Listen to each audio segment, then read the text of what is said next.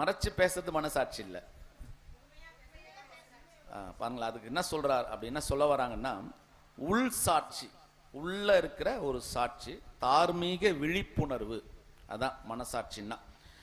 பொறுப்புணர்வு, இதெல்லாம் சேர்ந்தது ஆகியவற்றை இணைக்கும் ஒரு சுருக்கமான தமிழ் வார்த்தை தான் மனசாட்சி. எது எதெல்லாம்னா, உள்ள ஒரு சாட்சி, உள்ள ஒண்ணு. பிரதர், எனக்கு உள்ள ஒண்ணு சொல்லுவோம்ல, அப்போ உள் சாட்சி ஒண்ணு, அல்லது தார்மீக விழிப்புணர்வு, ஒரு நமக்காகவே ஒரு விழிப்புணர்வு இருக்கும், ஒரு பொறுப்புணர்வு இருக்கும். இதை மையப்படுத்தி இதை இணைக்கின்ற ஒரு தமிழ் வார்த்தை தான் மனசாட்சி. இதுதான் நம்ம மனசாட்சின்னு சொல்றோம். அந்த மனசாட்சி எப்படி இருக்கு அப்படின்னா, பாருங்களா, குற்ற உணர்வு மற்றும் சரியிலிருந்து தவறுகளை வேறுபடுத்தி காட்டும் உள்குரல். என்னவா? தவறுகளில் இருந்து வேறுபடுத்தி காட்டும், அதாவது சரியிலிருந்து தவற, தவறிலிருந்து சரிய வேறுபடுத்தி காட்டக்கூடியதுதான் எது? உள்குரல் என்று சொல்லப்படுகிற மனசாட்சி. அது சொல்லுதா? உள்ள ஒரு குரல். நம்ம எதனா ஒன்று செஞ்சுன்னு இருப்போம், இல்ல இல்ல இதை செய்யாத, இது தப்புன்னு சொல்லுமா?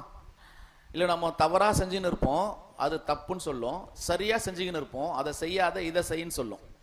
நீங்க அதை கவனிச்சிருப்பீங்க உங்க உள் மனசாட்சி. அதான் மனசாட்சி, உள்குரல், அனுபவம் பூர்வமான தொனி, ரொம்ப நம்ம அனுபவமா இருக்கக்கூடிய ஒரு தொனி.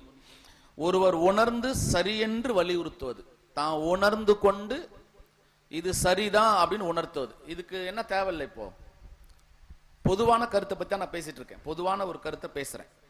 அப்போ ஒழுக்க மனசாட்சி, ஒரு ஒழுக்கமான ஒரு மனசாட்சி, நெறியை சார்ந்த ஒரு பகுத்தறிவு, ஒரு பகுத்தறிவு பத்தி அதுல வருது.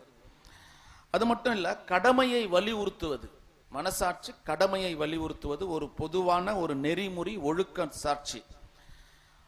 மனசாட்சி என்றால் சரியான வார்த்தை அப்படின்னா, ரொம்ப கரெக்டா சொல்லணும்னா, அது ஒரு உணர்வு, கான்சைன்ஸ் அப்படின்னு சொல்லக்கூடிய ஆங்கில வார்த்தை.